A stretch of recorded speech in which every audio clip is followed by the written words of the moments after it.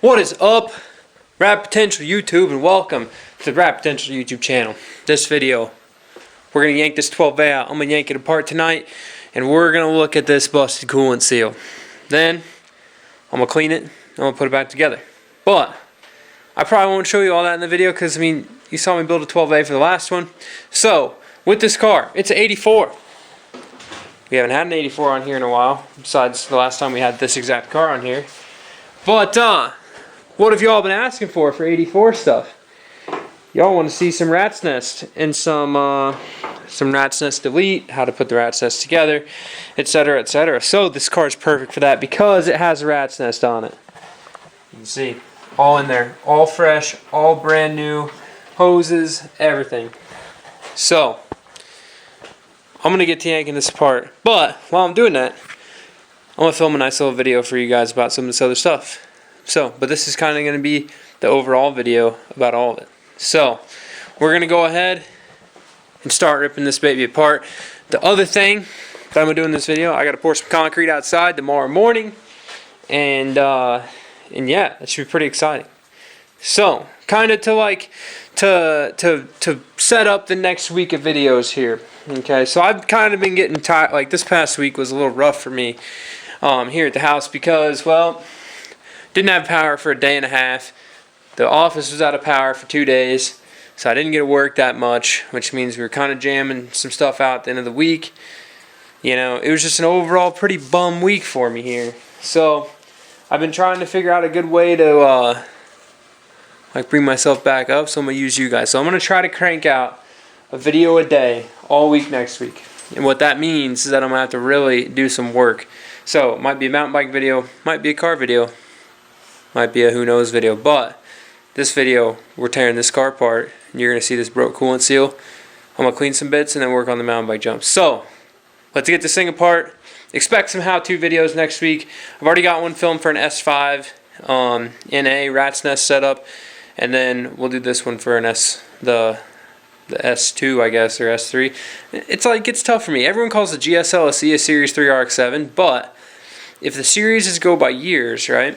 So you have S1, which is an SA, S2, which is 81 to 83, and then you call S3 would be all of these, not just an SE car. So, anyways, next time you see this engine, it's going to be on the stand. Let's get it out.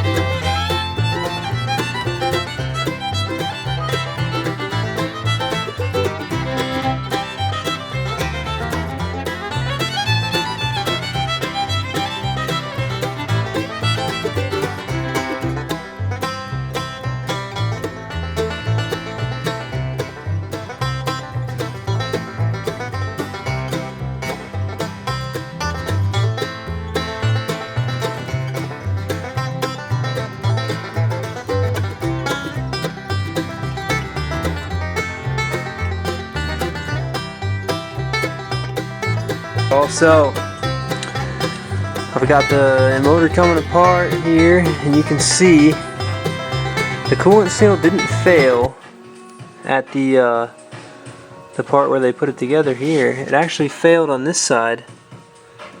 In the compression stroke, you can see it's all tore up. So, I don't know if it overheated maybe. If it just got hot, I mean, you can see where that's all broke apart there. I really don't know. I did notice that the The like water pump belt was a little loose, but it did have both, like the air pump side and the alternator side belt on it.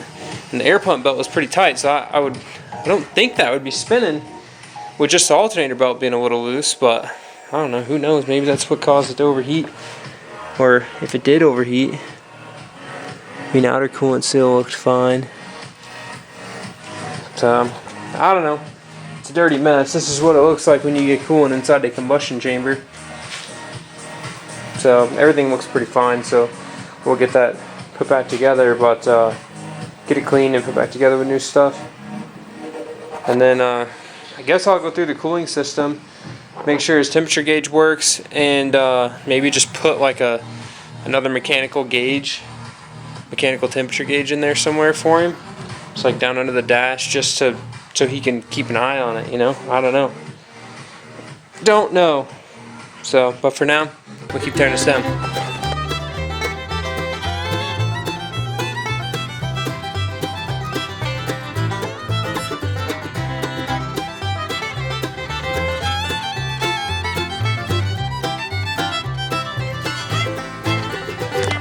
Alright y'all, so we got this motor all torn apart. Like I showed you earlier, popped the coolant seals, and they're pretty tore up on each one. So you can see right here into the heat, you know, so this is where fire happens on your rotor housing spark plug holes there. Right there, it was busted up on both of them. So you see the orange is peeled off. And it's just all busted up in here, and I'm not really into that. Like, you got a fire ring there. I don't know if maybe they rolled over when I put it together, or maybe it overheated. I don't know. Somebody that maybe has been around these things for longer than me can probably account to it. I'll ask Charles about it, and show him the video. But housings are fine. I mean, they only had like 500 run miles on them since I put it together, and these were mint when we put it together. Irons look fine, no damage on those. These engines aren't like FCs.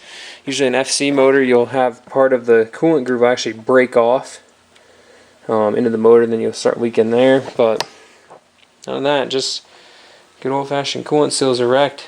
So moving forward, I'm still going to go ahead and clean up all this stuff. I'm going to get Charles to bring his square over. So what that is basically, it's a super fancy piece of metal that is machined perfectly flat within like X amount of thousandths of whatever tolerance.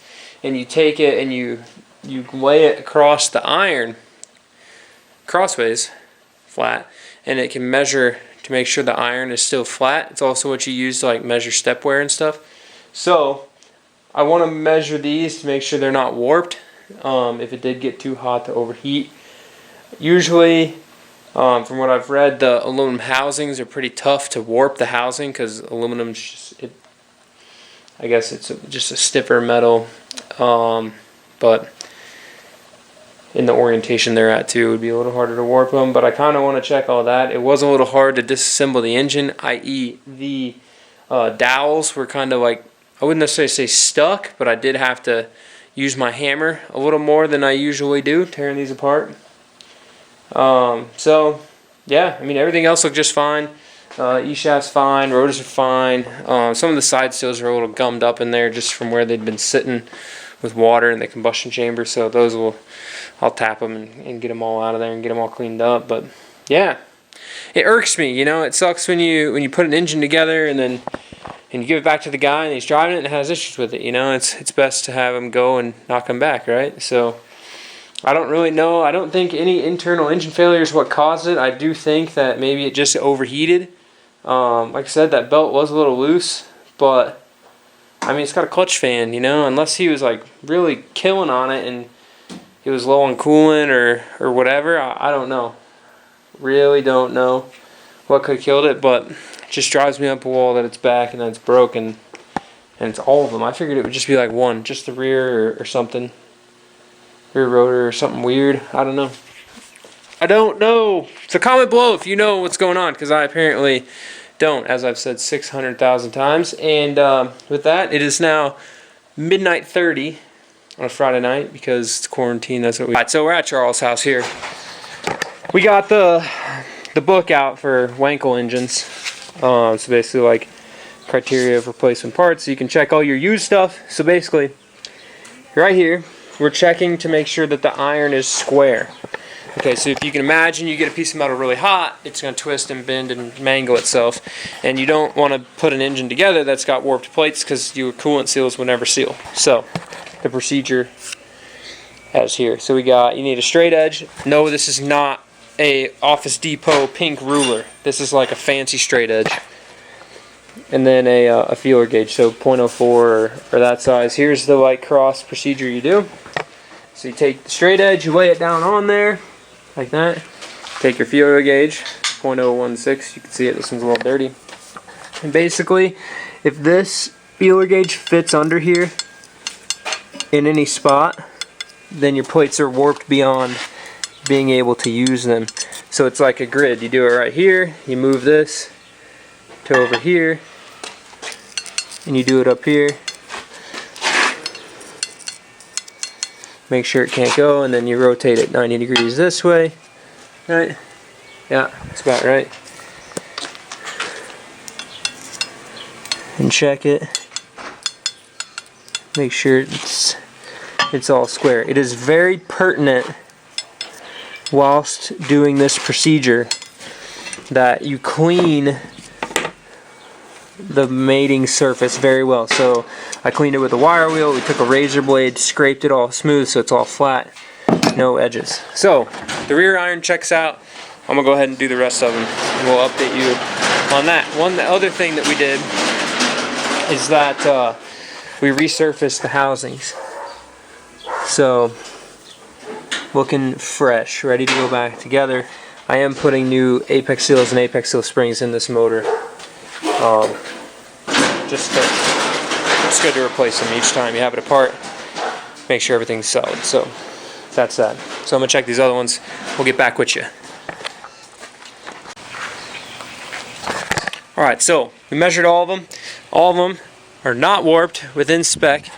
Can't fit the feeler gauge under any of them. So we're good to reuse these plates, even though the engine got hot, we think. So that is awesome, because finding replacement 12A parts is super tough. Yeah. So with that, this engine's prepped and ready to be cleaned and put back together, or at least clean the rest of the way, put back together. So thanks for tuning in, and we will see you next time. Keep it rad.